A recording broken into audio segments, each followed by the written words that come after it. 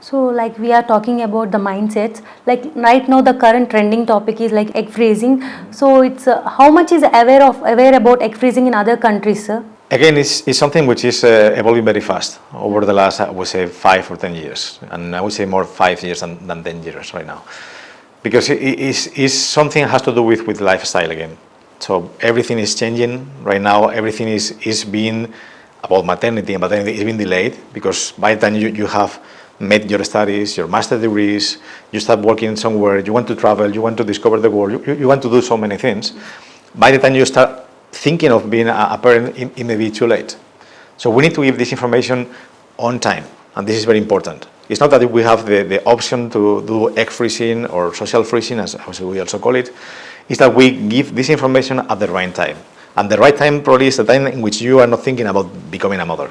So we need to have somehow the platform, the space to talk about this, to normalize this, so that people can, again, make the right decision in the right time.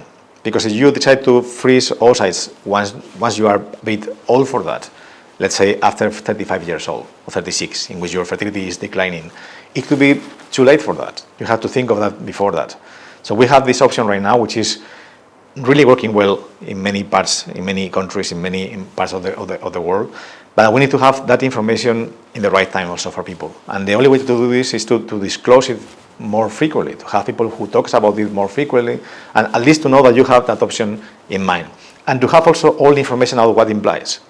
If you want to freeze your oocytes, this means that you have to go through an IVF cycle when you are also a bit older, when you have made the decision to become a parent. But you have to go through an IVF cycle, so you have all the information about that there. And you know what it implies, and what is the prices, the expectations.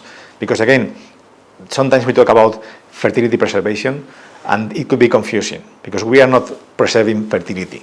We are preserving oocytes. Yeah. Which means that we have a choice, a very good choice, because we have right now very well established the protocol, and we have very good success rates, but it's not 100%. It's not black or white. Okay. So we are preserving oocytes, and we are giving you a chance to become a parent when you biologically cannot be a father or mother. But again, we are preserving oocytes, and we have to be also very transparent with this. We have to manage the information properly, which is also very critical for patients to make the right decision. So how common is pre-implantation genetic testing around the globe, sir? So why is India falling behind? It's part of the previous question also, about how different things are in India and culturally. PGS, pre-implantation genetic screening, is something which is very well established everywhere. Actually, what is it, sir? It's just about getting one piece of the embryo. Okay. If we are talking about a blastocyst, it's one piece of the trophectoderm, of the cells of the embryo. It's a biopsy, and then to analyze chromosomically that biopsy and to see the chromosomal status of the embryos. And the intention of this is just to transfer euploid embryos, which are chromosomally normal embryos, and to avoid transferring aneuploid embryos, chromosomally abnormal embryos. And by doing that, you can also decrease, first of all, the negative pregnancy test, because you are transferring viable embryos, the best possible and healthy embryos, avoid also miscarriages or abortions.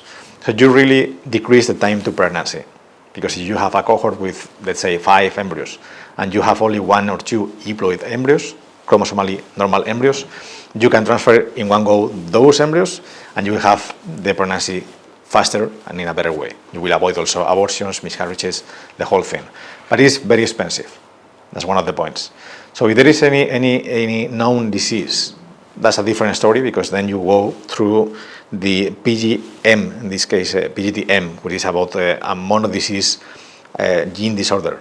And you can just find in those embryos which one are normal or not, just to avoid transmitting some disease into your children. That's a different story. But if we talk about PGS, which is more general, just to avoid transferring abnormal embryos and to avoid miscarriages and to avoid extra embryo transfers, you are decreasing time to pregnancy, which is very important, especially in other parts of the globe. But here it is so expensive that it has to be very well justified. So still there are so many patients and so many doctors that they don't see the real value of doing PGS, because the cost is very high. And we have to keep this into account also. So we are reducing time to pregnancy, but in some cases the cost is so high that it's not really working well here in India.